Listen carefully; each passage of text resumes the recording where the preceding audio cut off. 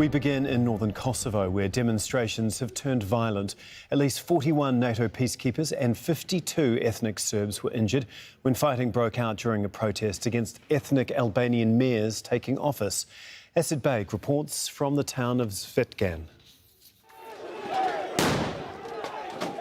This is not the de-escalation NATO, the EU and the US called for.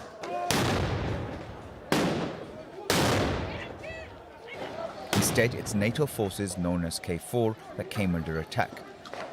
Serb protesters in Zvecan threw tear gas and stun grenades at the soldiers, some of whom suffered fractures and burns.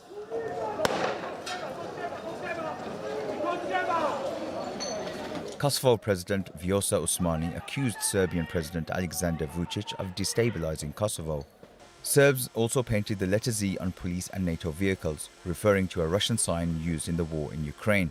For its part, the government in Serbia has been cautious in its dealings with ally Russia and the West over the Ukraine conflict. Earlier in the day, Serbs tried to take over a local government building in the town of Zvecan in northern Kosovo, but were pushed back by Kosovo police officers. Anger has risen among Serbs since Friday when ethnic Albanian mayors tried to take over in Serb-majority areas in Kosovo. Ethnic Serbs here have never recognized its self-declared independence in 2008. They see themselves as part of Serbia.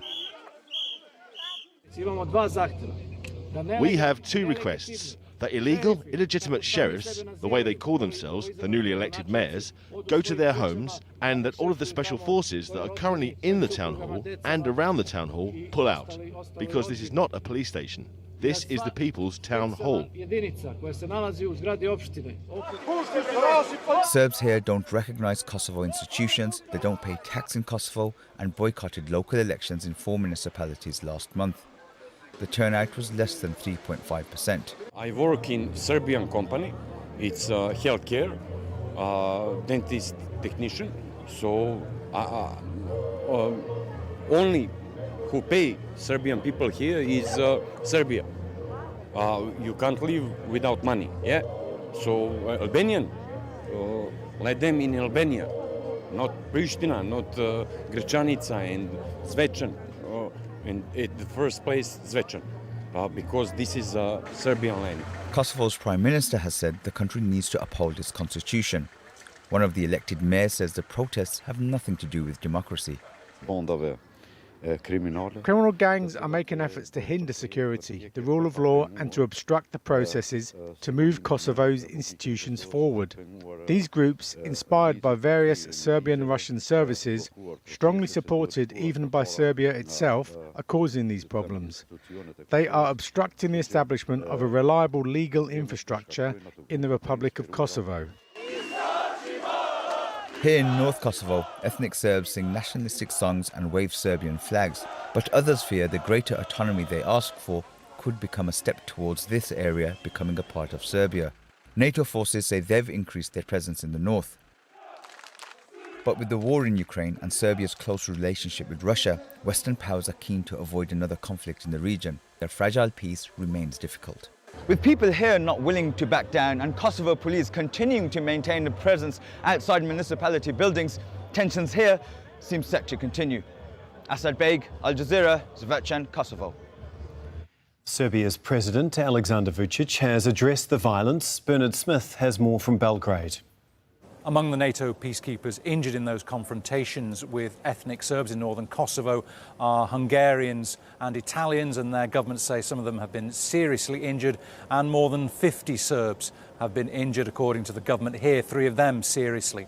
Serbian President Alexander Vučić is calling on Serbs to protest peacefully. I'm urging the Serbs in Kosovo, and I know how they feel and how difficult it is for them, not to get into a conflict with NATO. Not because I'm afraid or because any of us are afraid. None of us personally have anything to lose, but because that's what Kurti wants most. Vučić is referring there to Albin Kurti, the Kosovan Prime Minister, and he blames him for this escalation in violence. Vučić says he'll be visiting his troops. They remain on high alert and will be moving closer to the border with Kosovo, although any direct confrontation between NATO forces and Serbian forces would be an extraordinary escalation and is unlikely. And Vučić is calling for a meeting on Tuesday with diplomats from the US, Germany, the UK, France and Italy. Now, there have been frequent outbreaks of violence and confrontations in northern Kosovo. The ethnic Serbs living there have never accepted Kosovo's unilateral declaration of independence back in 2008. But this outbreak of violence is perhaps the most serious there's been there since then. Bernard Smith, Al Jazeera, Belgrade.